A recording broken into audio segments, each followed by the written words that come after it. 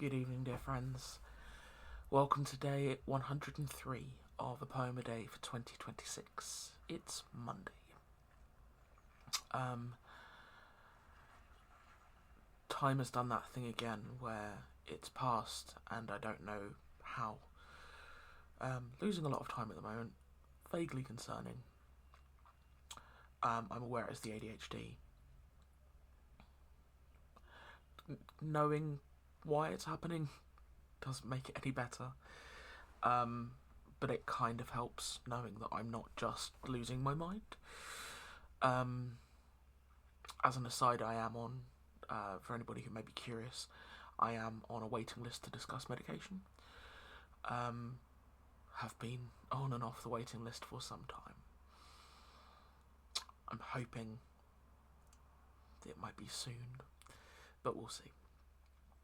I hope you've had a good start to your week. Maybe today has been productive. Maybe it's been blissfully quiet. Maybe everything has just kind of ticked along as it should have done, and it's been uneventful.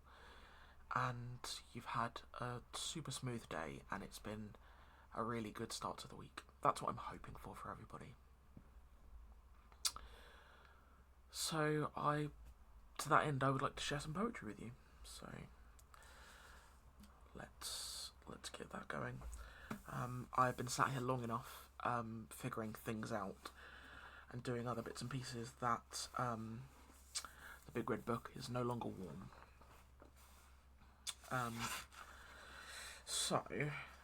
13th of April. The title of today's piece is The Song of Wandering Aengus by W.B. Yeats. And our blurb reads as follows. William Butler Yeats is remembered as one of the key figures of the 20th century literary movement known as modernism. He won the Nobel Prize for Literature in 1923. Many of his poems draw on ancient mythology and Irish tradition. Here, he draws on the figure Aengus, a god of love and youth, but in Yeats, he becomes an old figure pursuing his past. So this is the Song of Wandering, the Song of Wandering Aengus by W.B. Yeats. I went out to the hazel wood because a fire was in my head, and cut and peeled a hazel wand, and hooked a berry to a thread. And when white moths were on the wing, and moth-like stars were flickering out, I dropped the berry in a stream, and caught a silver trout. When I had laid it on the floor, I went to blow the fire aflame, but something rustled on the floor, and someone called me by my name. It had become a glimmering girl with apple blossom in her hair, who called me by my name and ran, and faded through the brightening air. Though I am old with wandering through hollow lands and hilly lands, I will find out where she has gone, and kiss her lips and take her hands, and walk among long dappled grass, and pluck till time and times are done, the silver apples of the moon and the golden apples of the sun.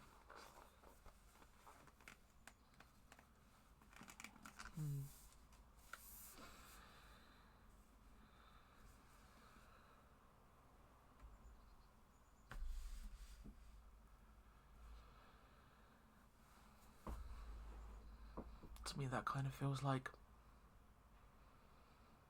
it's never too late for love. Whether that's the intention, which is a nice thought, something of hope. Yeah, that's what I'm going to take from that today.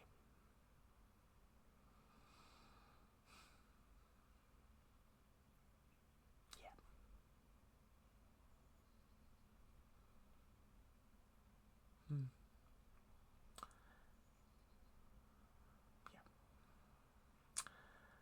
I seem to be struggling with my words a little bit today.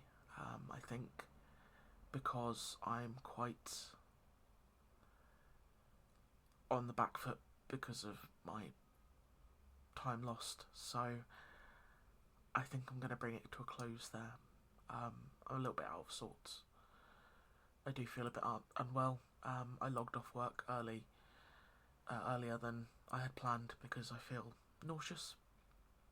And I had a headache brewing, which thankfully hasn't moved much past the headache stage, but there's still plenty of time. So yeah, I'm going to head off. I'm going to get this uploaded for you all, and hopefully not get distracted like I did last night.